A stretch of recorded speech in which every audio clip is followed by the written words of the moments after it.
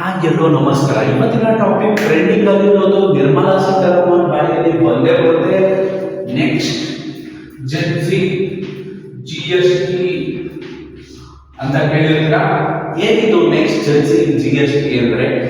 ಈಗ Gen Z Z ನಡೀತಾ ಇದೆ. ಜೆನ್ಸಿ Z ಅವ್ರಿಗೆ ಯಾವ GST ಅಪ್ಲಿಕಬಲ್ ಆಗುತ್ತೋ ಅದನ್ನ ನೆಕ್ಸ್ಟ್ ಜೆನ್ಸಿ GST ಅಂತ ಕರೀತಾರೆ. GST ಅಂದ್ರೆ ಏನು?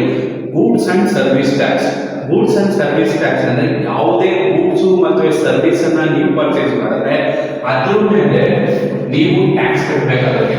ಈ ಟ್ಯಾಕ್ಸ್ ಅನ್ನೇ ಅವರು GST ಅಂತ ಕರೀತಾರೆ. ಈ ಟ್ಯಾಕ್ಸ್ ಅಲ್ಲಿ ನಿಮಗೆ ಆಲ್ಕೋಹಾಲ್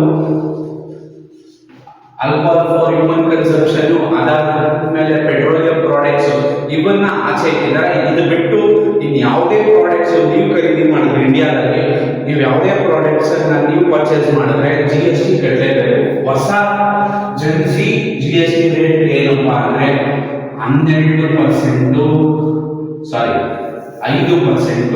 ಅದಾದ್ಮೇಲೆ 15%.